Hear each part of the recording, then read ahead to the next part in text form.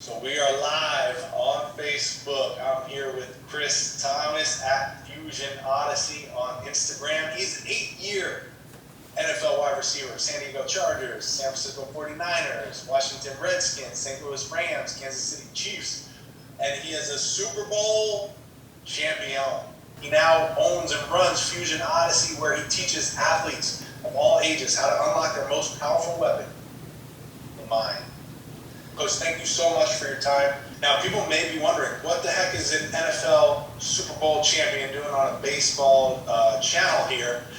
He's got this really amazing training that he's doing with not only football players, not only soccer players, not only softball players, but with baseball players as well. And I was just so intrigued by what he's got going on. And I want you to share with everyone what you got going on. What is Odyssey, Fusion Odyssey, and how are you helping not only baseball players, but athletes in general take their game to the next level? Yeah, so Fusion Odyssey started for me 15 years ago. It really was when I left the game of football. I retired and I was transitioning into life after football. I joined Merrill Lynch, a financial investment firm. And right about the same time, I had a coworker of mine who was coaching JV football at a local high school that's very prominent. And he asked me to go out for one day and work with his JV wide receivers. And of course, I'm like, yeah, I'd love to do that. Well, interestingly enough, I had sort of started looking at, okay, well, what made me great at what I did? And in the process of that, I always recognized I had this extremely challenging experience in the NFL. It challenged every chamber of who I was as a person, who I could be as a performer. I was contending with forces there was no book for. I didn't even know that those forces existed because they weren't any part of my experience until the NFL. And so I had to go to places that just physical and technical work weren't going to resolve. And it wasn't until someone asked for my help that I actually reflected on it, if that makes any sense. And then at that point I was like, well, wait a minute, I feel like I was playing this different game. And I feel like this game went beyond just running routes and working hard and running hills and everything else. And so I think I was playing this game for the mind. It's different intellectual game, it's different psychological game, it's different emotional game. I wonder what's going to happen if I give that to these kids. So I did that for one day, and then one day the coaches were like, what just happened? Like, those kids are not supposed to be doing what you just had them doing. How did you do that? I'm like, I'm not exactly sure. I'll be back. You know what I mean? So I didn't leave it there. I ended up sticking around and stayed there for the whole season and basically watched all these kids transform right in front of my eyes. 3 kids that were completely irrelevant became superstars. That led parents to go, listen, I've never seen anything like that in my life. That was amazing. Can we get more of it? I said, sure, why not? I created this private 4.5-month learning institution called Fusion Odyssey. And really what that meant was, when you come to me, this isn't about just going to get bigger, stronger, faster. This isn't about just doing technical work. This is about unlocking a component of performance that is going to give every single person a chance to play a game that is fearless, without judgment, without pressure, without expectations, without trying to be perfect, without being inhibited. I'm going to teach you how to play as an intellect before you're an athlete. And I'm going to allow you to play in this cocoon where you learn to play this game within the game that you can put in a backpack and take in any environment and become a version of yourself that your physical abilities by themselves would never let you accomplish. And it was really just football players initially for the first 12 years. And those players just were doing insane things. And then I did a talk at a local YMCA, expecting 10 to 14-year-old boys there about 3.5 years ago. Show up. There's 26 club soccer girls there, and I was like having to speak to an audience I wasn't prepared for. I've always known that there's a lot that inhibits athletes. I've always known that athletes are not at all close to breaching their greatness, because the only world they know is the physical world and the technical world, and yet 66% of your game is going to come from your mental game. So if you're not unlocking any of that, you're giving up 66% of your greatness. So when I talked to these girls, I said, listen, if there's something affecting you, want to talk to me about it, and or you want to learn to play this game within the game, write your name and email down. Well, 21 girls wrote down, I need help. Started with a couple, and right out the gate, they went on and did things that were just insane. And not even just physically, coach, it was that, yes, I taught them to play this game with the ball that they had never played before, like immediately, which is shocking because, you're talking to girls who played club soccer for 6 or 7 years, They go to practice 3 or 4 days a week. They've touched 1 million soccer balls, and in 15 minutes, you're going to teach them how to touch the ball in a way they never have before, because it's coming from the mind. Does that make sense? Oh, yeah, absolutely. So I took these two girls and they did these amazing things. I started consulting with athletes because of them and really helping them redefine the entire sports experience, because young people grow up believing that they are supposed to judge themselves because everybody else is. They have to question who they are because everybody else is. They have to scrutinize that they're good enough because everybody else is. They have to exist with pressure because they may or may not be enough, and so now they're scared that they might not get what they want, or someone's going to deny them of their sense of self, or whatever it is that goes on. They've grown up like that, so they only know how to function whenever it comes time to step onto a stage or put themselves out there and make themselves vulnerable. They only know how to function with a fear of failure. That's it, and it's a brutal way to try to perform, especially when you're not gifted, and there's only so many people who are really gifted. And they don't know how to do anything about that except try to function in spite of that. And that's a horrible way to exist when you want to go be great. So that basically started me going, I think I was supposed to be doing this for my life. Within 3 months, I was working with 16 soccer girls privately, like 4 baseball kids, a couple basketball boys, and I decided I was going to leave Merrill Lynch after 14 years and go and create a video series that would give everybody in the universe access to what it is that I know about the mind. So I created a 28 video series that addresses every single component of the emotional game, intellectual game, psychological game, so that people literally can go out and reinvent who they are overnight, virtually. So that's kind of Fusion Odyssey.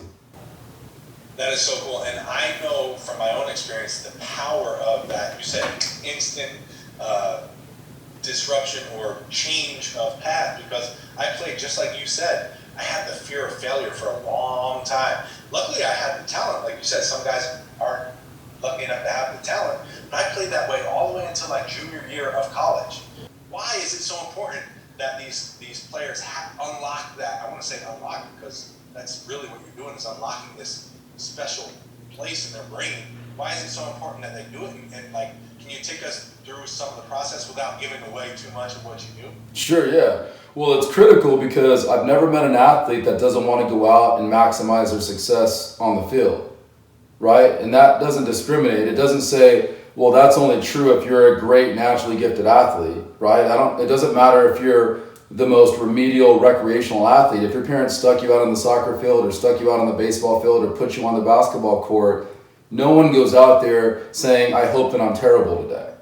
You know what I mean? It's like every single athlete would love to have and maximize their success. Yet the large majority of them have no idea how. I was naturally gifted and you were naturally gifted, and so those gifts took us far enough that we didn't have to worry about being scrutinized. We can go out and have success, at least enough of it, so that we were always sort of in the spotlight. And so we never had to really address not having a toolkit to deal with judgment and pressure and expectations and all that, because there were none. People were going to leave us alone because we were good enough. You know what I mean? But at some point, that all comes to a head. And, in the NFL, I will never forget it. The first day I sat in a meeting room in the NFL, the coach said, get ready, men. The game's about to become 85% mental and 15% physical. And when you hear that, it's really alarming, and it's such a foreign concept that you can't even process it, because no one's ever even told you that before, nor have they given you a pathway where you could even know what that means, like how to access that 85% if that were true. Does that make sense? So here he is saying something, and you're like, what does that mean exactly? I got here because I was a great athlete, and I was more dynamic, and I could do more on the big stage, and that's why you liked me, and now you're telling me that might not matter? I really don't know what it means, because an hour from now, I'm going to have to go out to the field and out-athlete some other guy. It wasn't until I was immersed into the NFL that I started really understanding, like, wow, okay, I'm getting this whole mental game thing. Like, I realized I was always playing this intellectual game growing up. I wasn't just this great athlete. This is starting to explain a lot. I realized, like, I was kind of already this psychological, monster, growing up with my competitiveness and my fire and my fearlessness, and so that's kind of explaining a lot. But then there was this emotional part of the game that I really had no idea about, that I had to learn on the go, because it was going to literally end my career. I would say that the game always is mental 100% of the time, but you can get away with physical gifts a portion of the time. regardless, if you want to truly unlock your greatness, the mental game is 66% of that. There's a psychological, emotional component that's 33%. There's this intellectual component that's 33%. And then there's this physical component that's 34%. And when you cannot work physically and technically and think that somehow that's going to give you access to just, playing a different emotional game, playing without judgment, and playing without fear, and playing without feeling pressure, and playing without trying to be perfect. It doesn't work that way. This is what happened to me. I played 2 years in the NFL. I never really stepped on the field in San Diego despite feeling like I was playing really good football. My contract was up there. No one really wanted to sign me. It was the off season. I was working really hard, just hoping that there was going to be someone that wanted to dance with me. And the San Francisco 49ers called. They had just won the Super Bowl. They had Hall of Famers on their team. At that point in time, they were kind of the dynasty in the NFL and the organization everyone wanted to be like. And I go there for a workout, and I'm just supposed to be there for a day, fly in, work out, fly back home. They literally said, "We're not signing you." I went there. At that point, I kind of knew how to play this game within the game. I did it for myself, impressed them enough that they signed me to a weekend contract. They wanted to see more of me. That weekend turned into a 2-year contract with a signing bonus. Ended up playing the football of my life in the most scrutinized environment I've ever been in. And that didn't faze me until I started getting cussed out by the head coach, who did not like me. And I was everything I should have been, but he didn't like me. He didn't want me there. I was not part of his agenda. I was not part of his plan. I actually was disrupting it. So it was totally new to me, and it didn't shake me up at that point in time. I make the team, 3rd week of the season. I'm about to go get a rep in practice, and he yanks me out to put in Hall of Fame, wide receiver Jerry Rice, and apparently didn't like my body language walking behind the huddle. So he cusses me out again. And I go in for the next rep. And keep in mind, again, he had just cussed me out, which wasn't new. But what was new was that in that next rep, the ball was thrown to me and I dropped it. And for a fraction of a second, I thought, hey, if you start dropping balls, this guy hates your guts. He's going to cut you. That negative thought for a fraction of a second turned Chris into a kid who forgot how to catch overnight. Because it now became overnight about trying not to drop a ball. Because I knew that was going to get me potentially cut. And that's what he was standing 12 feet away from me looking for. And all of a sudden, I started dropping balls because I was playing defense. I no longer was playing offense. I was all about trying to protect, not being bad. And so I became inhibited. I became tentative. I became tight. The ball looked differently coming in at me. And I started dropping a ball a day, every practice, and more on some practices. And it started crippling me. Literally, I started having anxiety looking back for about 3.5, 4 weeks. And I could not get out of this funk. I was just like in this whirlpool and I couldn't get out of it. And I was in quicksand and I couldn't get out of it. And I became literally scared to go to practice in a matter of 3.5 weeks. When I was like a dude, I was killing it. I was killing it before that negative thought happened. So this is where kind of I would tell you that my de facto PhD in sports psychology started happening, because I had to get mad and I had to hate that feeling enough that I was willing to just remind myself of why I was even playing football in the first place. And that's kind of what happened. 3.5 weeks of that where I felt horrible. I was playing terrible football. I expected every day to show up at the complex and get a tap on the shoulder that says head coach wants to see you, he's going to cut you. And I just got mad. I went home one night, just felt terrible, looked in the mirror, and just basically just got pissed. And kind of, in my own way, kind of cussed the coach out, basically said how much I didn't like him, didn't respect him, that he was of no benefit to me whatsoever, and that truth is, I never played for him in the first place. I played football because I love destroying some guy who's across from me that thinks that for 7 seconds, he can stop me from getting what I want. That's what I train for. That's what I love rehearsing for. And I let him change the game. And so I was like, no, I'm going to go get my 7 seconds back tomorrow. If he wants to cut me, he can cut me. I'm over it. I don't like him, don't respect him. I'm not playing for him. I'm playing for me. So if I'm going down on my terms. So that's what happened. Got mad. Practice came. For 7 seconds, I went to a different place. That wasn't physical. It was all mental. And I owned that 7 seconds. And so I had to deal with him for 18 months before eventually he cut me the next year. But while he was cutting me, in the process of that, the second in command coach pulled me into his office after I was there for a year. It's now the next offseason. He basically pulled me in to say, you are a great player. I think you can be a great wide receiver. If we didn't draft this guy in the first round last year at wide receiver, you're starting right now. That's what we think of you. And I was like, wow, coach, thank you so much. And he says, but the head coach doesn't like you. And I already knew that. At that point, he had already, lit me up multiple times. And I said, why? He goes, I have no idea. And so that's what I was contending with, coach. There's no book for that. You know what I mean? Like, you think if you're playing great, you're going to get what you want. And yet, here you are playing great, and some guy's like, I do not care. I want to end your career. I don't want you here. I don't want you to have success, so I'm going to see if I can sabotage it. And so my point in saying all that is to say, when that was going on, this is what I'm talking about physical and technical work. I could have gone out during that 3-week period, and I could have been like, okay, Chris, you got to go catch 100 extra balls a day. Okay, Chris, you got to go out and you got to go run 30 extra routes a day. Okay, Chris, you got to go work harder in the weight room. What would any of that have had to do with me getting over a crippling emotional experience? None of that would have helped me. Right. Does that make sense? Oh yeah, 100%. And it was all like me having to now find a pathway to the next dimension of performance, which was really the mental dimension. It was the mental access that allowed me to transform and change what I was actually doing physically, right? It wasn't that I did anything extra physically. I didn't learn to catch better after those 3.5 weeks. I learned to allow myself and let myself be the player that I was meant to be by living in a different space that was learning to become fearless and non-judgmental and not feel pressure and not try to live up to an expectation and not tell yourself to be perfect. And I started owning that space over and over and over and over again. And I had to do that for 2 more years in Washington right after I was in San Francisco. The same exact circumstance.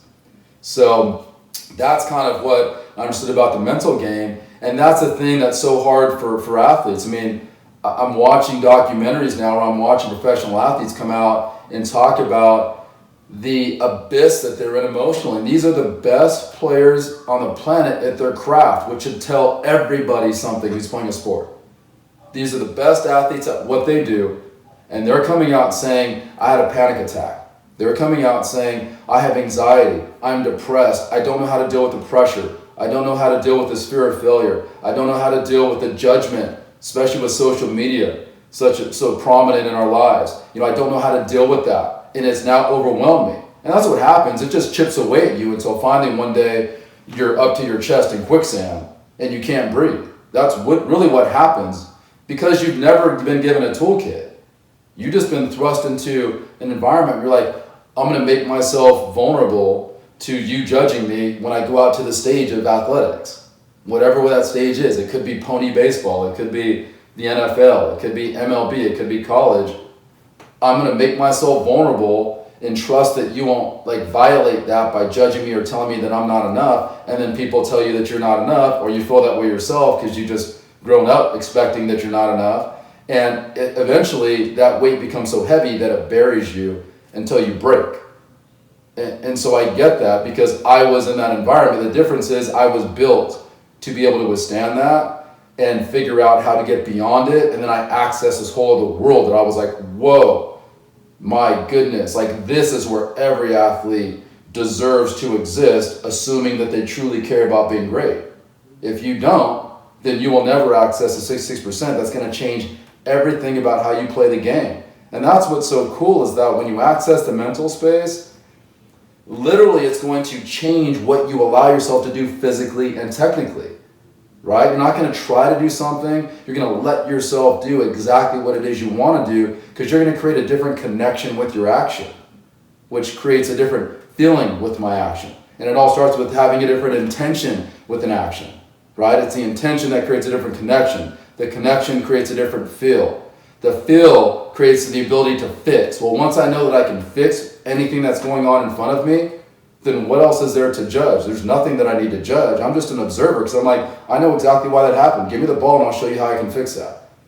Right? It's the inability to fix that creates fear because that's where people are like, oh my gosh, I don't want to do that again. They line up like, please don't let me do this again. That's what's going on in their head. and then they do it again because one, they don't know how to fix it. Two, they're playing defense.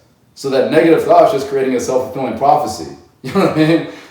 So it's a really brutal way to exist. It's how most athletes exist.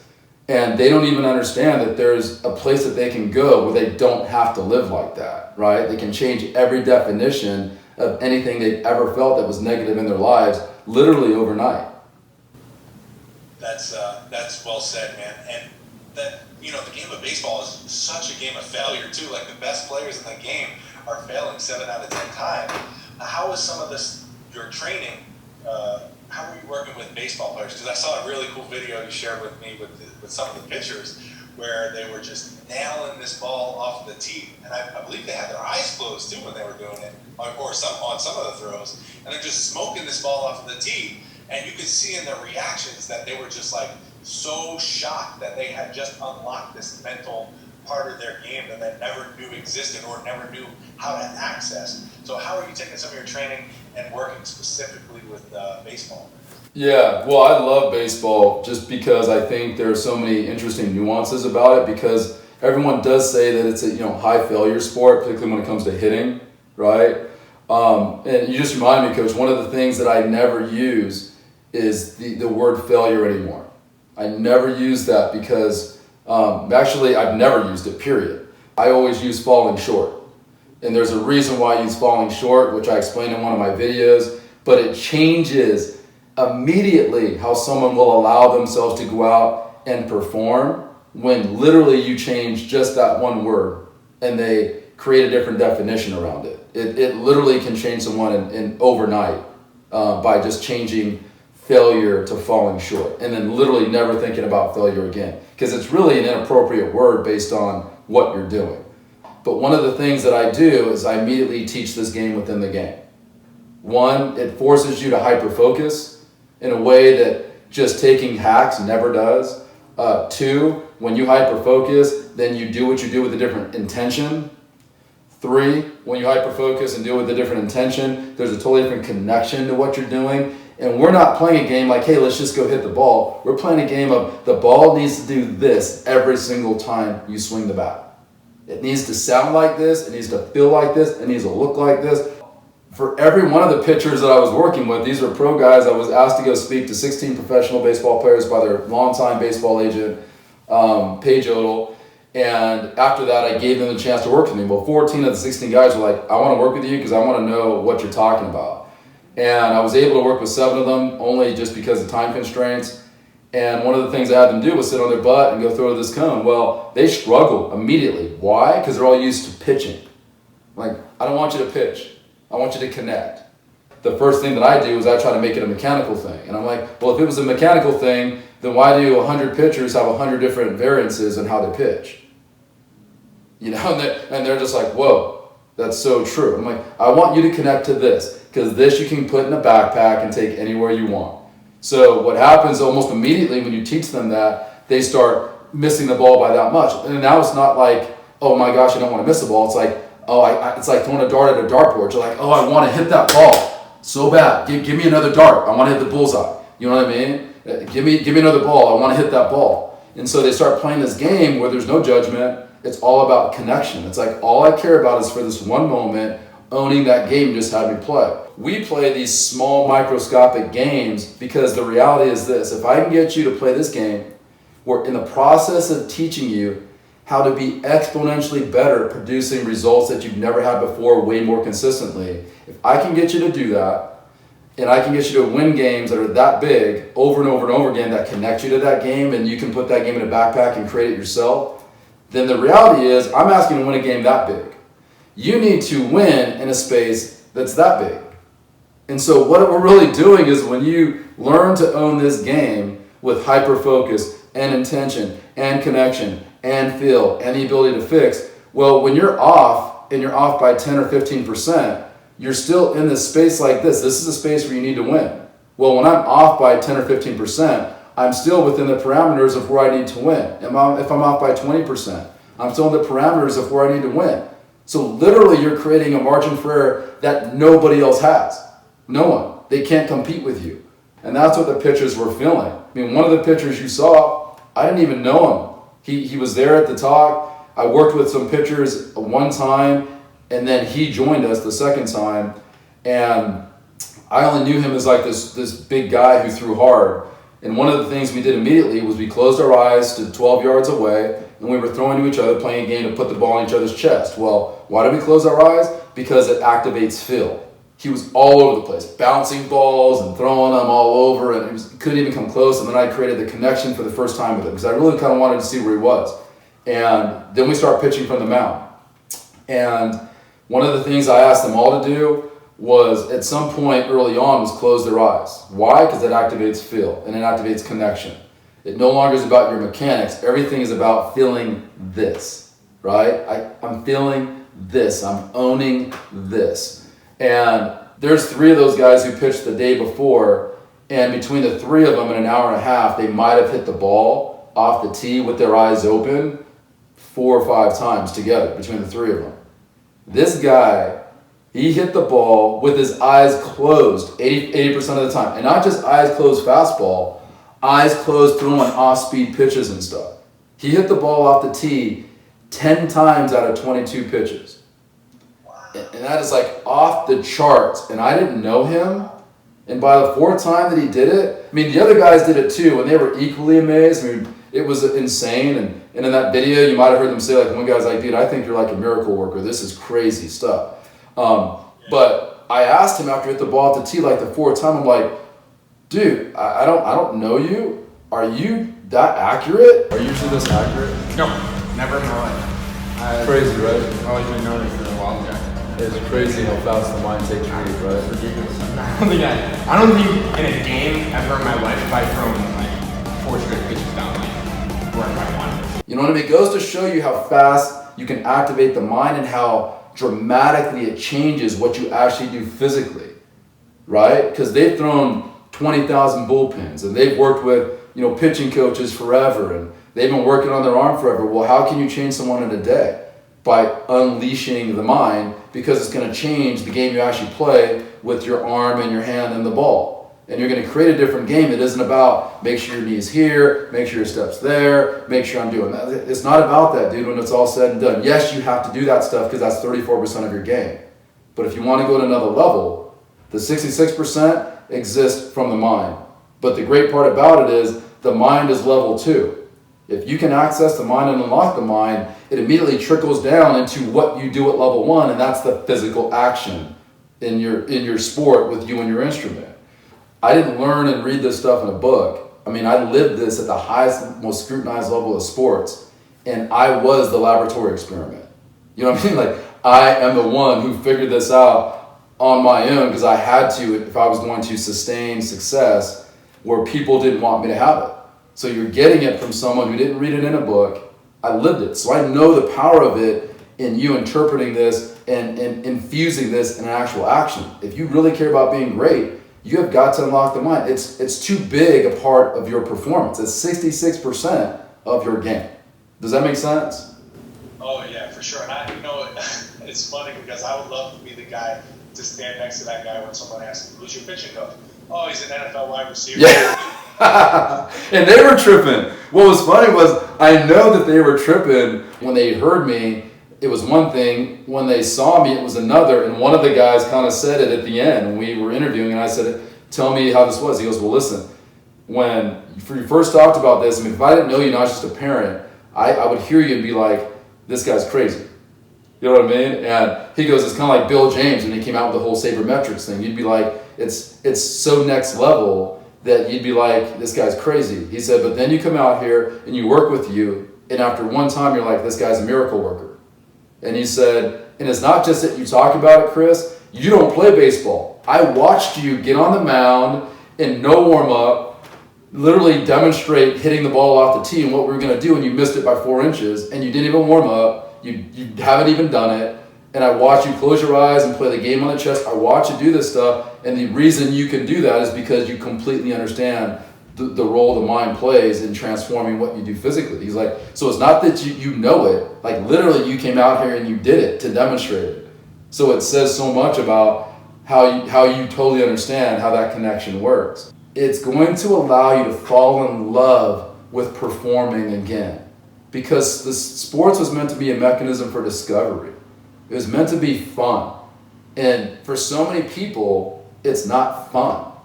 You know, and the higher up you get, ironically, you think like that's where it's most fun, but the higher up you get, the more scrutinized you get, the more judgment there is, the more time you spend out there working on your craft, and so the more you're exposed to like being judged and feeling pressure and living up to expectations. You know what I mean? It's like, so it's brutal because you're like, I was doing this to have fun, and every time I go in this environment now, it's 2.5, 3 hours worth of being anxious. This is why you need to learn to play this game within the game, because then you get to play your game on your terms. It's your game. It's not someone else's. It's yours. And unfortunately, athletes, one, don't even understand that. Two, they don't have the ability to access how to unlock that component so that they can put that game in a backpack that I'm talking about and take it everywhere and truly experience sports and their greatness the way that it was meant to be performed and played. And that's what I want for people. That's why I created the video series. You know, at some point you got to realize if you want to experience yourself in success differently, then you got to start thinking differently. If you're unwilling to do that, then you're going to leave the ability to be great to somebody else, because they're going to take the step forward and unlock the component of performance that we've been ignoring for far too long. And it's time. And people are coming out and talking about, professional athletes are coming out talking about how critical that game is. They're talking about mental health in sports. You know, 1 out of 3 college athletes are depressed or have overwhelming anxiety. Well, why is that? They're working really hard. They made it to college sports. They've worked on their craft. They're really good at it. Well, why is that? My question would be, have you ever unlocked the mental game? And I know the answer because no one's ever been exposed to it. No one's ever talked about it, let alone given them a pathway to it. So I know the answer.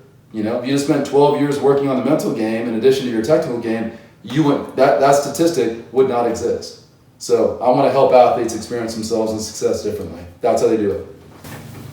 Coach, thank you so much for coming on and giving us some of your time. We greatly appreciate it. I agree 100% wholeheartedly with everything you talked about, because myself, I went through that same experience of playing with failure and coming out of it, so I know exactly what you're talking about. And again, Coach, thank you so much for what you're doing and helping all these young athletes, especially from the baseball community. We want to thank you. And if we can do anything else to help, please let us know. And I hope to talk to you very soon.